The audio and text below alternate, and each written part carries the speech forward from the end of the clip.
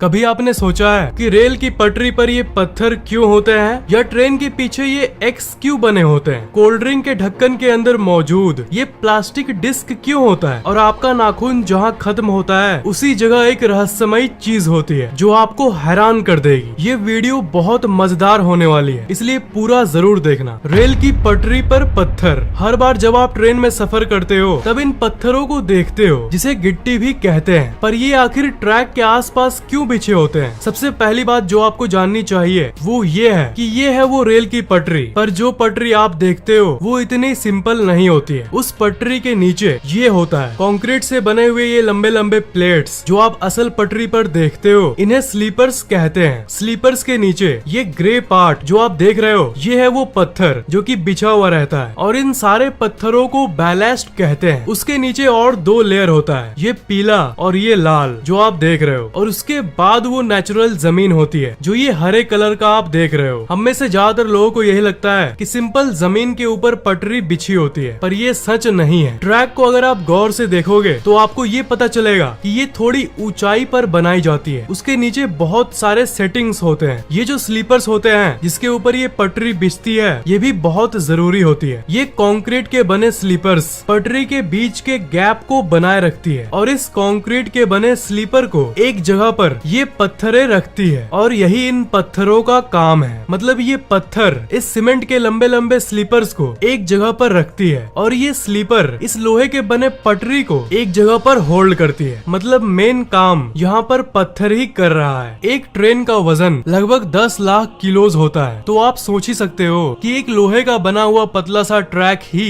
इसे नहीं संभाल पाएगा। एक ट्रेन को संभालने में इस लोहे का और इस कंक्रीट के बने स्लीपर का और इन पत्थरों का, इन सब का मिल के योगदान होता है। पर देखा जाए तो फैक्ट ये है कि सबसे ज्यादा लोड इन पत्थरों पर ही जाता है। ये पत्थर ही वो चीज है जो ट्रैक को एक जगह पर फिक्स रखती है। पर रेलवे ट्रैक के नीचे कोई भी ऐसी वैसी गिट्टी का इस्तेमाल नहीं किया जाता। अगर इन गिट्टियों के बदले गोल गोल सॉफ्ट पत्थरों का इस्तेमाल किया जाता तो वो एक दूसरे से टकराकर गोल गोल घूमने लगते और पटरी एक जगह पर नहीं रह पाती। ट्रेन के वजन के चलते पटरी भी हिलने लगती। इसलिए स्पेशली नोकीले और रफ पत्थरों का इस्तेमाल किया जाता है जिसके कोने गोल ना हो, जिसे कि गिट्टी कहते हैं, ताकि जब भारी ट्रेन उस पर से पार हो तो ये नोकीले पत्थर आपस में अपना अकड़ बनाए रखें, जो कि गोल पत्थर नहीं कर सकते। और इस अकड़ के चलते चलती हुई ट्रेन चाहे कितनी भी भारी हो, ये लोहे का बना हुआ पटरी और ये स्लीपर एक जगह पर फिक्स रहता है। इस पत्थर का और एक काम है, जैसा कि आप जानते होंगे कि अगर गिट्टी नहीं दी जाए तो ट्रैक का कुछ ऐसा हाल होगा, वो घास और पेड़ पौधों से भर जाएगा। तो वो पत्थर इन्हें भी उगने से रोकते हैं और घास को जमने से रोकने के साथ साथ ट्रैक के आसपास पानी के जमाव को भी रोकते हैं। तो अगली बार ट्रेन से सफर करो तो एक बार इन पत्थरों को सैल्यूट कर देना, और लोहे के बने ट्रैक के बदले इन पत्थरों को नोटिस करना कि कैसे ये पटरी को एक जगह पर रखते हैं। पर और एक बात आपके मन में आ रहा होगा कि मेट्रो ट्रेन जो होते हैं उसके ट्रैक में तो इन पत्थरों का इस्तेमाल नहीं होता। तो बात ये है कि जो डायग्राम मैंने आपको दिखाया ये मेट्रो ट्रेन में फॉलो नहीं होता है। डायरेक्ट स्लीपर्स को रखने के बाद ट्रैक को रख दिया जाता है बिना किसी गिट्टी के। ज्यादातर मेट्रो ट्रेन अंडरग्राउंड या फिर ब्रिज पर बने होते हैं, इसलिए पत्थरों का इस्तेमाल नहीं किया जाता, क्योंकि मेट्रो का ये ट्रैक मिट्टी के जमीन पर नहीं बना होता। इसलिए यहाँ न पेड़ जमने का प्रॉब्लम होगा और न ही पानी जमने का। और जनरली मेट्रो ट्रेन का वजन नॉर्मल से कम होता है और वो छोटे छोटे क्यूट से होते हैं, इसलिए यहाँ मेट्रो ट्रेन के पटरी पर इन पत्थरों की जरूरत नहीं पड़ती। ट्रेन के लास्ट डब्बे पर एक्स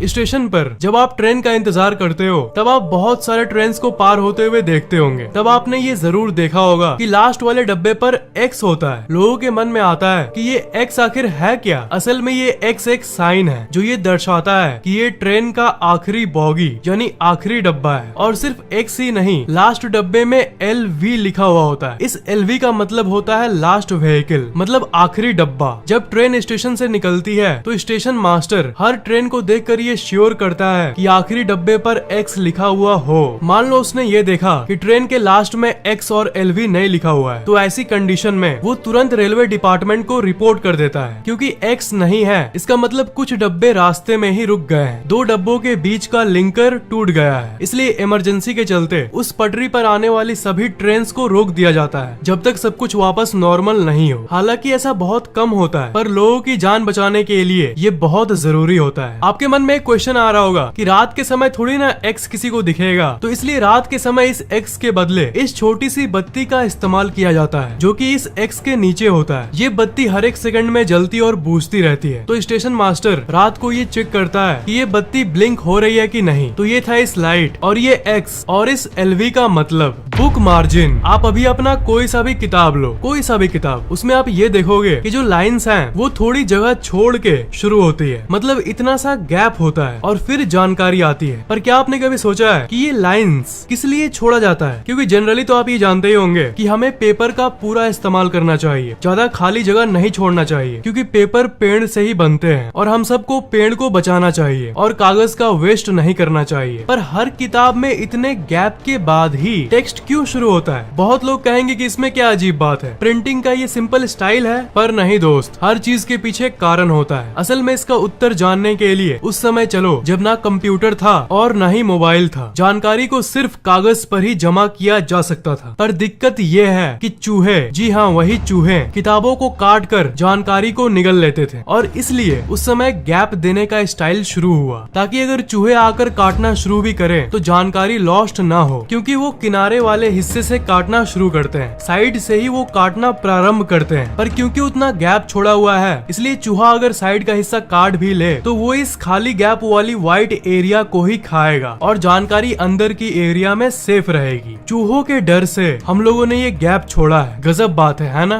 बॉटल के अंदर वाली प्लास्टिक रबर डिस्क, आपने जरूर देखा होगा कि आप जो कोल्ड ड्रिंक खरीदते हो उसका जो कैप, जो ढक्कन होता है, उसके अंदर एक रबड़ का ऐसा डिस्क होता है। ये डिस्क एक्चुअली में एक प्रेशर सील का काम करता है, मतलब एक ऐसी चीज जो कि कोल्ड ड्रिंक को और उसमें मौजूद गैस को बाहर निकलने से रोकता है। वही एक चीज है जो कि बॉटल को एयर टाइट बनाता है, ताकि बाहर का हवा उसमें नहीं घुस पाए। सिर्फ ढक्कन अगर हो और ये डिस्क ना हो तो अंदर का गैस थोड़ा थोड़ा बाहर आना शुरू हो जाएगा। पर वो गोल्ड डिस्क एक्चुअली में एक्स्ट्रा प्रोटेक्शन देता है, ताकि थोड़ी सी भी गैस अंदर से बाहर ना निकले। बैग पर बना हुआ डायमंड, सारे बैग्स पर तो नहीं, पर आपने ज्यादातर बैग्स पर देखा होगा कि ऐसा डायमंड शेप का डिजाइन उसके ऊपर बना हुआ रहता है। ज्यादातर लोगों को लगता है कि ये सिर्फ डेकोरेशन यानी सिर्फ डिजाइन के लिए बनाया हुआ होता है, पर नहीं। इसकी फैक्ट जानने के लिए थोड़े समय पहले चलो। पहले के समय में बैग ज्यादातर वो लोग इस्तेमाल करते थे जो हाइकिंग और क्लाइंबिंग करते थे, यानी जो पहाड़ों पर जाते थे एडवेंचर के लिए या फिर रिसर्च के लिए। उन्हें बहुत सारा सामान लेके जाना पड़ता था, जिसमें कोई कोई सामान बैग के अंदर फिट नहीं होता था। इसलिए बैग बनाने वाले ऐसे डायमंड शेप बनाते थे ताकि लोग अलग अलग सामानों को, जैसे एक्स्ट्रा जूतों को, ऐसे टांग पाए। और किसी किसी हाइकिंग बैग पर तो ऐसे बहुत सारे एक्स्ट्रा डायमंड्स बने होते थे ताकि वो बहुत सारे एक्स्ट्रा सामान को टांग पाए। जो इस फैक्ट को नहीं जानते वो ऐसे डायमंड को देखेगा तो उसे तो ऐसे ही लगेगा कि ये सिर्फ डिजाइन के लिए बनाया गया है, पर सच्चाई तो कुछ और ही है, जो कि है कि ये एक्स्ट्रा चीजों को कैरी करने के लिए बनाया गया है। नेल क्यूटिकल्स, आप अभी अपने नाखून को ध्यान से देखो। जहाँ से नाखून शुरू होता है वहाँ से लेकर थोड़ी दूर तक ऐसी पतली लेयर होती है। हो सकता है कि आप अपने सारे अंगुलियों में नहीं देख पाओ क्योंकि ये बहुत पतला और छोटा होता है, पर एक न एक अंगुली में आप ये जरूर देख पाओगे। ध्यान से देखना, इसे क्यूटिकल्स कहते हैं। ज्यादातर लोग इसे यूजलेस चीज मानते हैं और बहुत लोग तो बारीकी से अपने क्यूटिकल्स को हटवा भी देते हैं ताकि उनका नाखून एकदम परफेक्ट दिखे। पर एक्चुअल साइंटिफिक फैक्ट की बात करें तो वो आपके नाखून के हेल्थ के लिए बहुत जरूरी होता है। असल में ये क्यूटिकल एक सुरक्षा कवच की तरह होता है जो कि आपके उस जगह को बैक्टीरिया से बचाता है जहाँ से आपका नाखून शुरू होता है। उस क्यूटिकल के बिना आपका नाखून का जो जड़ है जहाँ से वो शुरू होता है उसमें कई तरह के बैक्टीरिया एंटर कर सकते हैं, इसलिए वो क्यूटिकल आपके लिए जरूरी है। पैन के हैंडल पर छेद, आपके किचन में अगर ऐसी कोई पैन होगी तो उसके हैंडल पर इस जगह पर आपने इस छेद को जरूर देखा होगा। आपको क्या लगता है ये सिर्फ डिजाइन के लिए होता है? सिर्फ पैन में ही नहीं, ऐसे जितने सारे बर्तन होंगे उनमें से ज्यादातर में छेद यानी होल रहती है। 90% लोगों के दिमाग में ये आता है कि ये टांगने के लिए बनाया जाता है, पर असल में ये इसके लिए नहीं बनाया गया। हाँ, टांग सकते हो, पर असल वजह इज समथिंग एल्स। इसका असल वजह ये है, ये स्पून यानी चम्मच को अटकाने के लिए होता है, ताकि जब आप कुछ बनाते हो और बीच में खाने को चलाते हो यानी स्टीर करते हो तो आप स्पून को वहीं पर फंसा पाओ। अगर आप खाने को चला के स्पून को कहीं और रख दोगे तो फिर वो लिक्विड इधर उधर लग जाता है और पूरा मेस हो जाता है। लेकिन अगर आप ऐसे रखोगे तो स्पून से अगर कुछ चुएगा भी तो वो उसी में जाके गिरेगा। इरेजर का ब्लू पार्ट, जी हाँ, उसी इरेजर की बात कर रहा हूँ जिससे पेंसिल का लिखा हुआ मिटाया जाता है। ऐसे जो इरेजर होते हैं जो 2 कलर्स के होते हैं, रेड और ब्लू, इसने मुझे बचपन में बहुत परेशान किया है। बहुत लोगों के मुंह से आपने सुना होगा कि ये जो ब्लू पार्ट है ना, ये पेन की इंक को मिटाने के लिए होता है। अगर आप पेन से लिखा हुआ इसे मिटाने की कोशिश करोगे तो ये आपके पेन से लिखी हुई चीज को और भी खराब कर देगा। ये 2 पार्ट असल में अलग अलग कामों के लिए होता है। इरेजर का ये रेड पार्ट नॉर्मल पेंसिल के लिखे हुए को मिटाने के लिए होता है, मतलब एक नॉर्मल इरेजर। पर ये जो ब्लू पार्ट है ये असल में नॉर्मल कागज से अलग, यानी जो